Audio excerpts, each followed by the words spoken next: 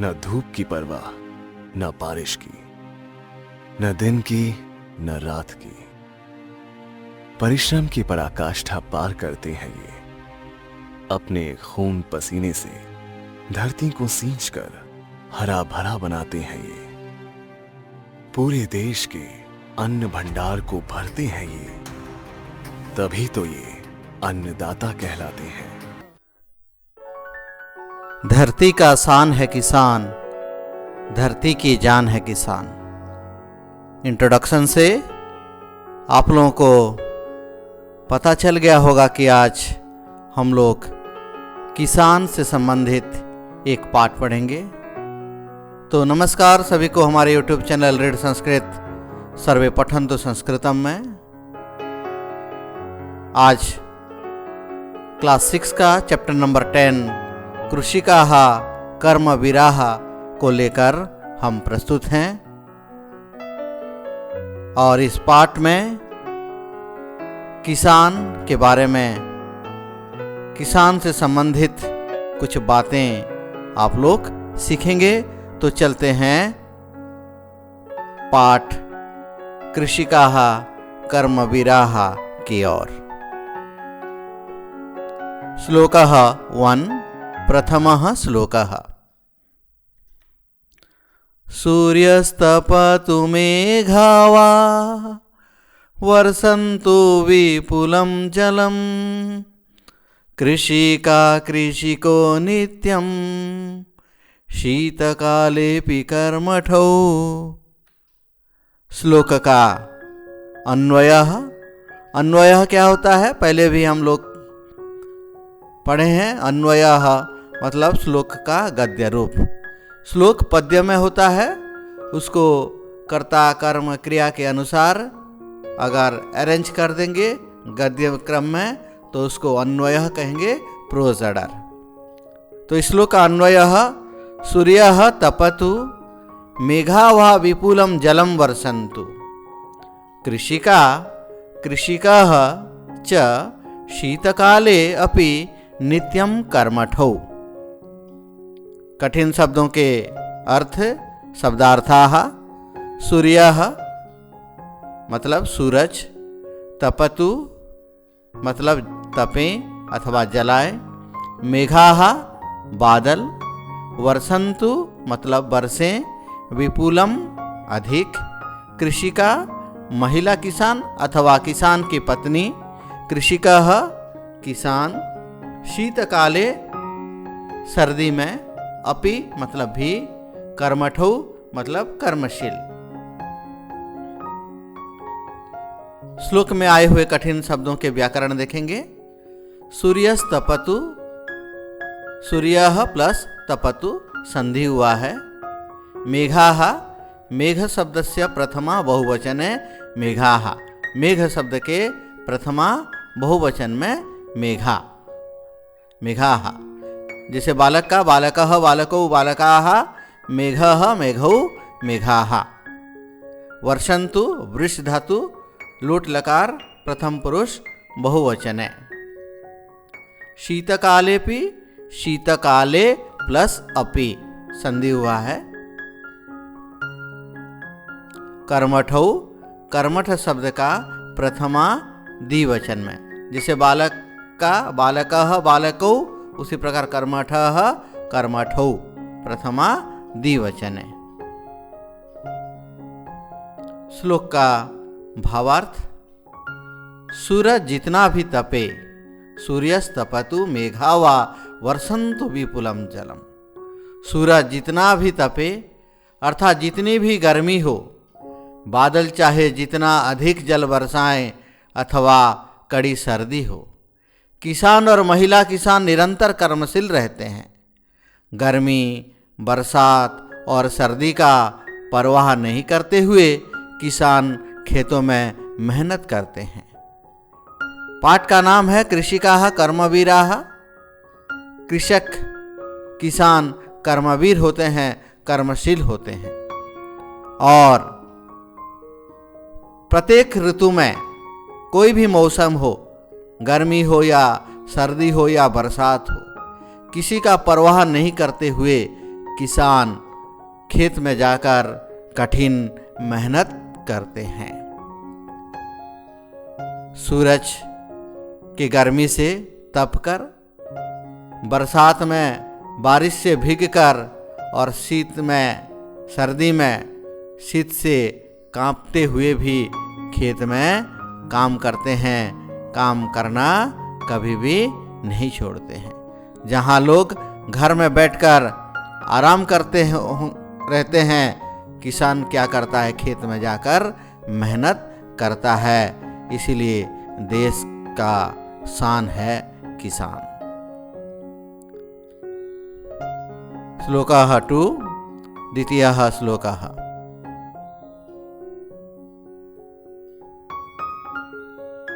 ग्रीष्मे शरीरं सस्वेदं, शीते कम्पमयं सदा, हलेन च कुदालेन तौ तु क्षेत्राणि कर्षतः। श्लोक का अन्वयः गद्य रूप। ग्रीष्मे कृषिकाणां शरीरं सस्वेदं भवति, शीते सदा कंपमयं भवति, तथापि तौ तु हलेन कुदालेन च क्षेत्राणि कर्षतः। कठिन शब्दों के अर्थ देखेंगे। ग्रीष्म मतलब गर्मी में, सस्वेदम पसीने से लथपथ, पसीना युक्त, शीते मतलब सर्दी में, कंपमयम कंपन युक्त, कांपता हुआ, सदा मतलब हमेशा, हलेना हल से, कुदालेना कुदाल से, क्षेत्राणि खेतों को, कर्षतः मतलब जोतते हैं। व्याकरण देखेंगे कठिन शब्दों के। ग्रीष्म शब्द का सप्तमी एक वचन में ग्रीष्म, जिसे बालक का सप्तमी एक वचन में बालके। शीते शीत शब्दस्य सप्तमी एक वचने शीते। हलेन हल शब्द का तृतीया एक वचने हलेन, जिसे बालक का बालकेन, फल का फलेन, हल का हलेन। कुदालेन कुदाल शब्दस्य तृतीया एक वचन कुदालेन, कुदाल शब्द का तृतीया एक वचन में कुदालेन। क्षेत्राणि क्षेत्र शब्द का द्वितीया बहुवचन क्षेत्राणि। कर्षतः कृष धातु, लट लकार प्रथम पुरुष द्विवचन है। जिस प्रकार पठति पठतः पठन्ति, उसी प्रकार कर्षति कर्षतः कर्षन्ति, द्विवचन कर्षतः। श्लोक का भावार्थ। किसानों का शरीर गर्मी में पसीने से लथपथ हो जाता है। ग्रीष्म में शरीरम सस्वेदम, शीते कंपमयम सदा, सर्दी में ठंड से कांपता है किसानों का शरीर। फिर भी किसान और उसकी पत्नी हल से और कुदाल से खेतों को जोतते रहते हैं। प्रचंड गर्मी से किसानों का शरीर पसीने से लथपथ हो जाता है। सर्दी में खेत में जाकर मेहनत करते हैं, इसीलिए शरीर उनका कांपता है। फिर भी इसकी परवाह नहीं करते हुए, इसको नजरअंदाज करते हुए किसान और किसान की पत्नी, तो मतलब वे दोनों कौन कौन? किसान और किसान की पत्नी अथवा महिला किसान क्या करते हैं? हल से और कुदाल से। हल का चित्र आप लोग देख पा रहे हो, कुदाल का भी चित्र देख पा रहे हो। हलेन च कुदालेन तो क्षेत्राणि कर्षतः, किसान और उसकी पत्नी हल से और कुदाल से खेतों को जोतते रहते हैं। खेतों में काम करना छोड़ते नहीं है, विपरीत मौसम होने पर भी। हर मौसम में हर समय मेहनत करते हैं। इसीलिए पाठ का नाम रखा गया है कृषिकाः कर्मवीराः। कर्मवीर हैं, मेहनत करते हैं। कोई भी मौसम हो, ना डरते हुए न परवाह करते हुए किसान खेत में हल से और कुदाल से जोतता है, काम करता है।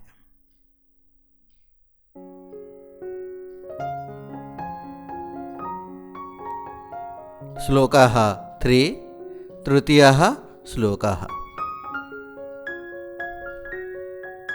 पादयोर्न पदत्राणे शरीरे वसनानि नो निर्धनं जीवनं कष्टं सुखं दूरे हि तिष्ठति।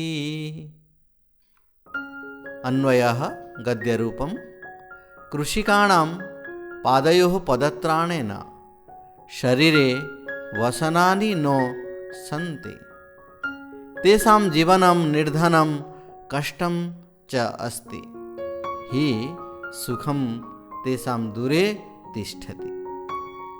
शब्दार्थाः पादयोः पैरों में, पदत्राणे मतलब जूते अथवा चप्पल, वसनानि मतलब वस्त्र कपड़े, निर्धनम गरीब, कष्टम कष्टदायक, दूरे मतलब दूर में, तिष्ठति रहता है।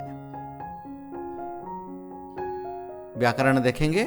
पादयोर न, पादयोः प्लस न संधि हुआ है।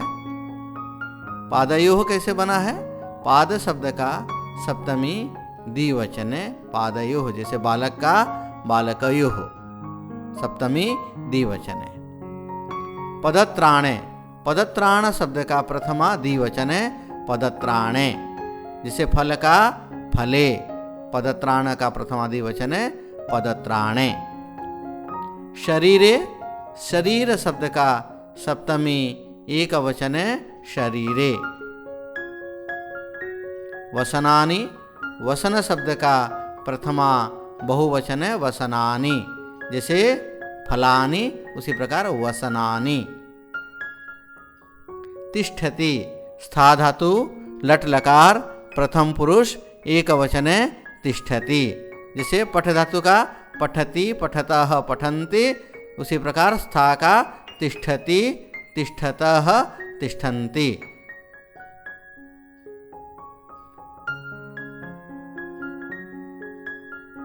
श्लोक का भावार्थ।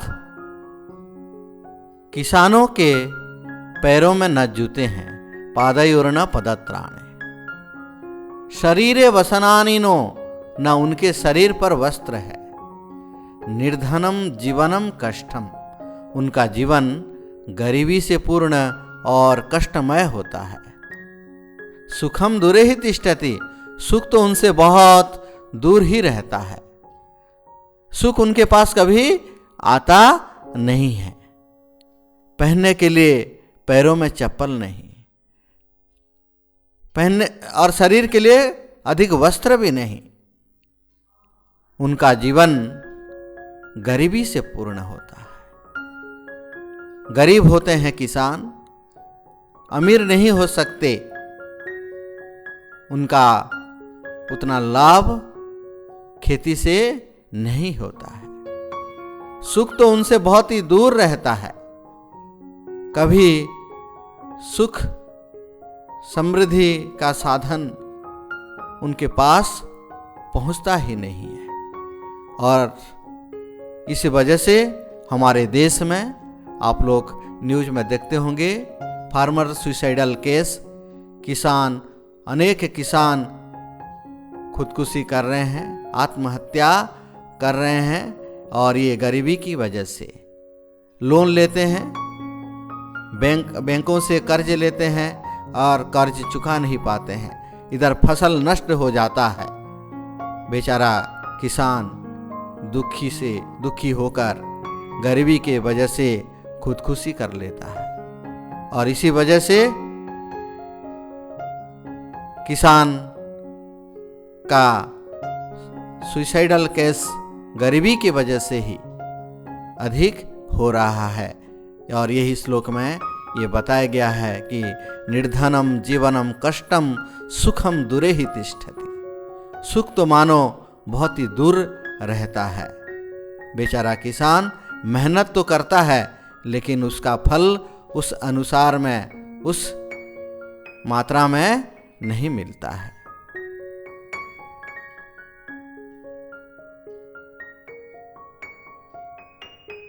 श्लोकः 4, चतुर्थः श्लोकः। गृहं जीर्णं न वर्षासु वृष्टिं वारयितुं क्षमं तथापि कर्मवीरत्वं कृषिकाणां न नश्यति। अन्वयः कृषिकाणां जीर्णं गृहं वर्षासु वृष्टिं वारयितुं न क्षमं तथापि कृषिकाणां कर्मवीरत्वं न नश्यति। शब्दार्थाः गृहं मतलब घर, जीर्णम मतलब पुराना, वर्षासु बरसात में, वृष्टिम वर्षा को, बारिश को, वारयितुम दूर करने में, रोकने में, न मतलब नहीं, क्षमम मतलब समर्थ, कर्मवीरत्वम कर्मशीलता, कर्मठता, कृषिकाणाम किसानों का, नश्यति नष्ट होता है।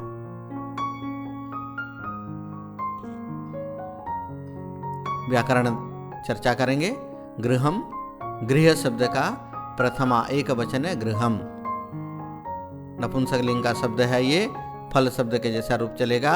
फलम फले फलानि, गृहम गृहे गृहाणि। जीर्णम, जीर्ण शब्द का प्रथमा एक वचन है जीर्णम, गृहम का विशेषण है जीर्णम। वर्षासु, वर्षा शब्द का सप्तमी बहुवचन है वर्षासु। जिस प्रकार बालिका सप्तमी बहुवचन है बालिकासु, वर्षा सप्तमी बहुवचन है वर्षासु। वृष्टिम, वृष्टि शब्द का द्वितीय एक वचन है वृष्टिम। कृषिकाणाम, कृषि का शब्द का षष्ठी बहुवचन है कृषिकाणाम। नश्यति, नश् धातु लट लकार प्रथम पुरुष एक वचन है नश्यति, जिसे पठ का पठति।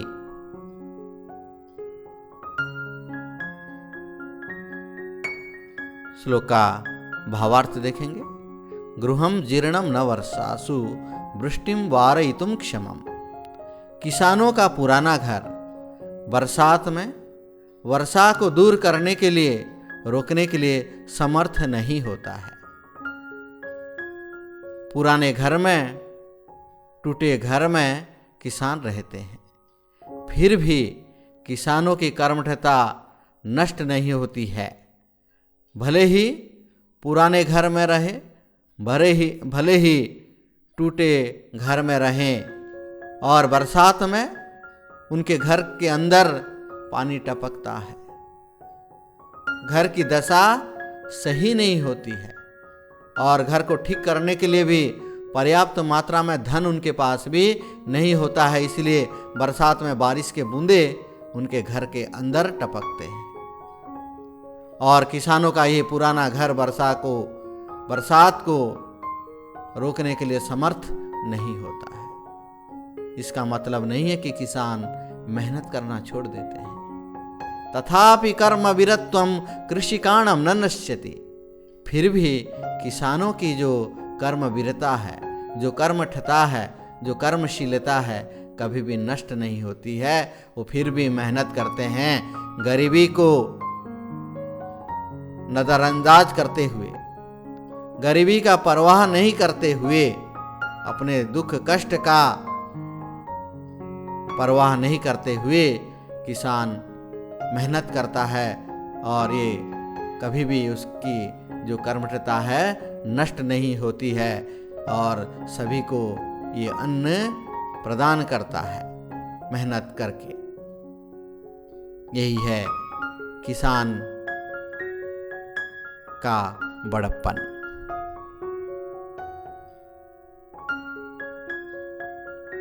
श्लोकः 5 पंचमः श्लोकः। तयोः श्रमेण क्षेत्राणि सस्यपूर्णानि सर्वदा धरित्री सरसा जाता या शुष्का कंटकावृता। अन्वयः तयोः श्रमेण क्षेत्राणि सर्वदा सस्यपूर्णानि भवन्ति। या धरित्री शुष्का कंटकवृता च आसीत् सा धरित्री सरसा जाता। शब्दार्थाः तयोः मतलब उन दोनों के, श्रमेण परिश्रम से, क्षेत्राणि खेत, सस्य पूर्णानि फसल से युक्त, सर्वदा मतलब हमेशा, धरित्री पृथ्वी, शुष्का सूखी अथवा बंजर, कंटकावृता कांटों से परिपूर्ण, कंटक मतलब कांटा, कंटकावृता कांटों से परिपूर्ण, सरसा मतलब सरस उपजाऊ फर्टाइल।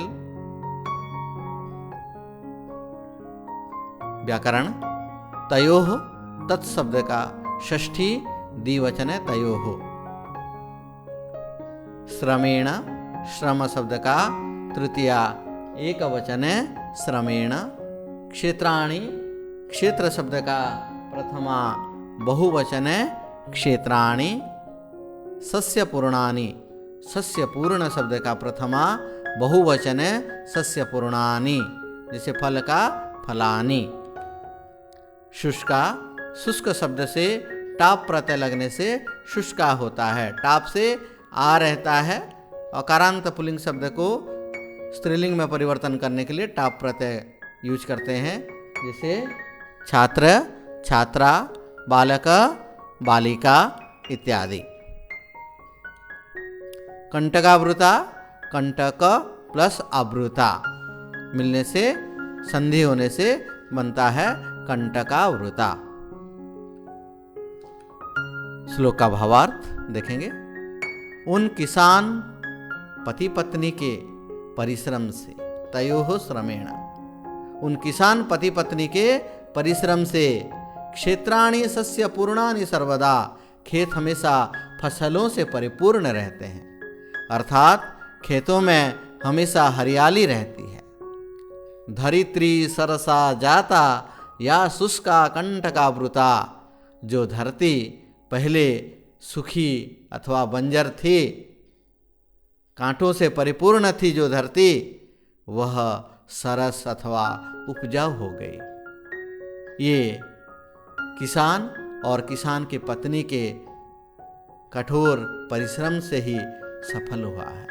पहले धरती में कांटे परिपूर्ण थे, धरती सूखी थी, बंजर थी, लेकिन उसको उपजाऊ बनाया कौन? ये दोनों, अर्थात किसान और किसान की पत्नी। इन दोनों के परिश्रम से चारों तरफ हरियाली छा गई है।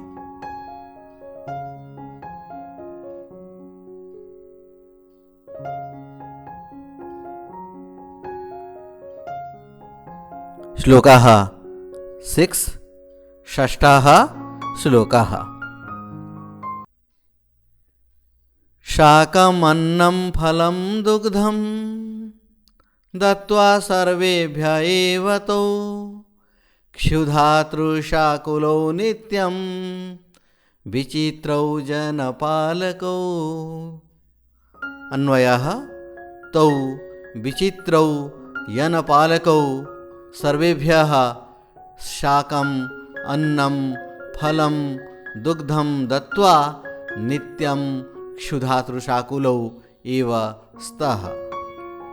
शब्दार्थाः शाकम सब्जी, अन्नम चावल, दत्त्वा देकर, सर्वेभ्यः सभी के लिए, क्षुधातृशाकुलो भूख प्यास से पीड़ित, क्षुधा मतलब भूख, तृषा मतलब प्यास, विचित्रो मतलब विचित्र अथवा अनोखा अपूर्व, जनपालको लोक पालन करता, लोगों को पालने वाले।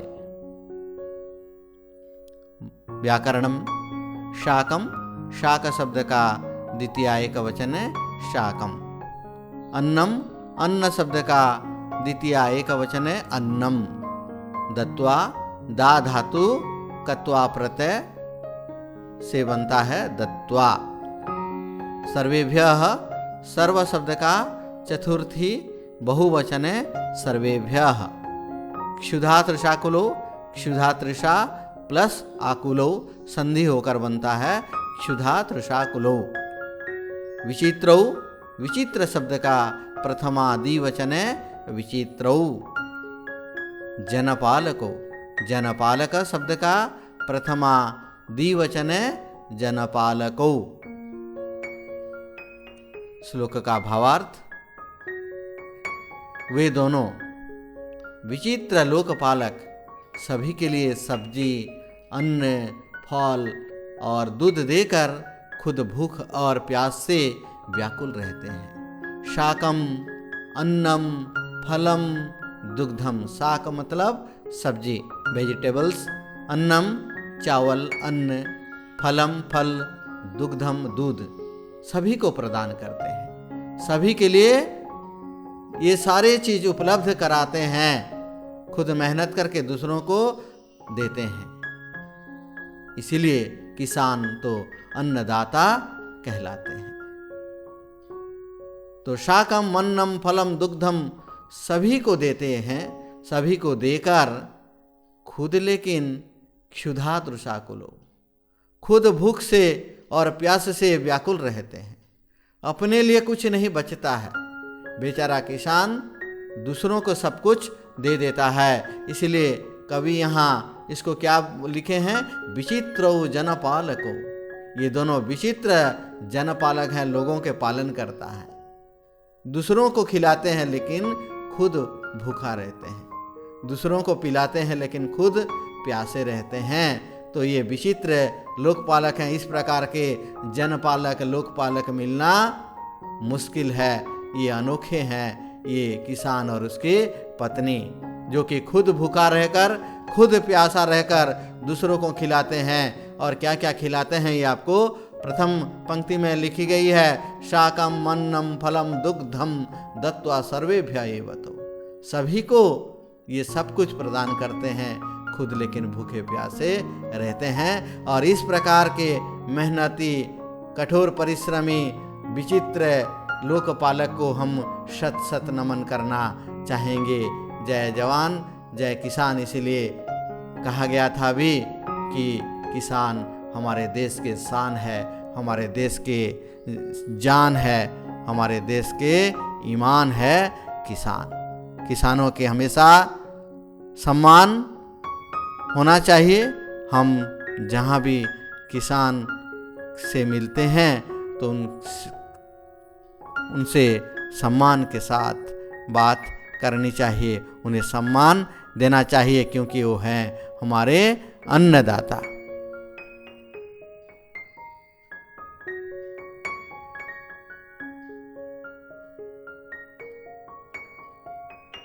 तो इस प्रकार हम लोग कृषिकाः कर्मवीराः, किसान कर्मवीर होते हैं, मेहनती होते हैं। इस पाठ को हम लोग आज पढ़े। उम्मीद करता हूँ कि आप लोग को ये पाठ अच्छे से समझ में आ गया होगा। और वीडियो को देखने के लिए बहुत बहुत धन्यवाद। अभी तक अगर हमारे चैनल को सब्सक्राइब नहीं किए हैं तो ज़रूर सब्सक्राइब कर लीजिए और वीडियो को पूरा देखकर पाठ का आनंद लीजिए। जय जवान जय किसान।